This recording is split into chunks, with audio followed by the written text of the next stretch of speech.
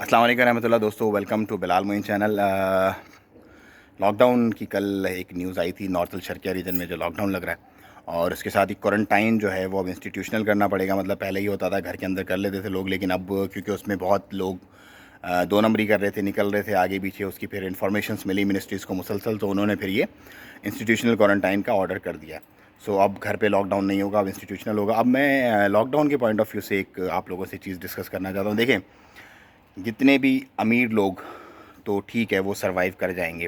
مطلب خدا نہ خواستہ اگر دوبارہ سے وہی معاملات ہوتے ہیں جو پہلے دیکھے تھے عمان نے، لیکن جو لوگ مڈل کلاس ہیں اور جو ایسا طبقہ ہے جو سروائیو نہیں کر پائے گا، ان کے لیے میرے پاس ایک سجیشن ہے، ابھی سے اس پہ آپ اگر عمل کریں گے تو انشاءاللہ آپ کو پریشانی نہیں ہوگی۔ فضول خرچی اپنی زندگی سے آپ نکال دیں مکمل، مطلب اچھے برانڈڈ کپڑے، اچھے جوتے، اچھے آپ کی جو خام خواہ کی جو ہوٹلنگ تھی باہر کی، وہ اسی طرح سے جو بھی آپ کی زندگی کا فضول خرچہ تھا، جو بھی فضول خرچہ تھا، اس کو ابھی سے ہی آپ کنٹرول کر لیں، تاکہ اگر خدا نہ خواستہ دوبارہ سے وہ معاملات آتے ہیں تو آپ کو کسی کے آگے ہاتھ نہ پھیلانا پڑے، اور آپ کی پریشانی میں کم از کم 50 سے 60% جو ہے وہ کمی رہے۔ سو اور صرف یہاں ہی نہیں، بیک اینڈ پہ جہاں آپ سپورٹ کرتے ہیں اپنی فیملیز کو، بیک ٹو پاکستان اور انڈیا اور بنگلہ دیش جہاں بھی، وہاں بھی انہیں تھوڑا سا مطلب انفارم کر دیں کہ یار تھوڑا سا مطلب میانہ روی،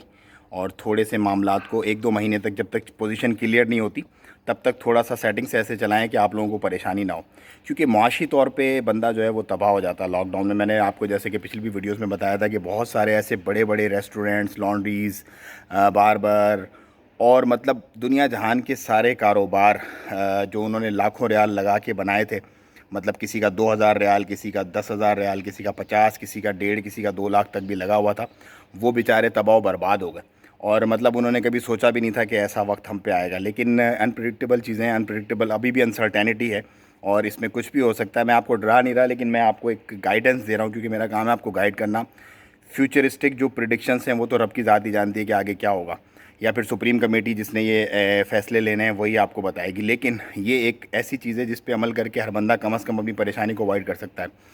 ویزاز بہت ڈیلے ہیں، لیٹ ہو رہے ہیں، ایشوز نہیں ہو رہے۔ بہت سارے لوگوں کے کمنٹس کل بھی تھے کہ کافی ٹائم ہو گیا ہمارے ویزا تو نہیں ہو رہے، ارباب تو نہیں کر رہا کچھ۔ دیکھیں ایسا نہیں ہے، لیکن ویزا ویسے ہی ڈیلے ہو رہے ہیں، مطلب لیٹ ہی ہو رہے ہیں۔ ویزاز کا پرابلم جو ہے اتنی جلدی ایشوز نہیں ہو رہے ویزاز لوگوں کے۔ سو یہ تھی کچھ اپڈیٹس، مزید انشاءاللہ میں آپ کو اپڈیٹ کرتا رہوں گا۔ دعاؤں میں یاد رکھیے گا، اپنا خیال رکھیے گا۔ السلام علیکم ورحمۃ اللہ۔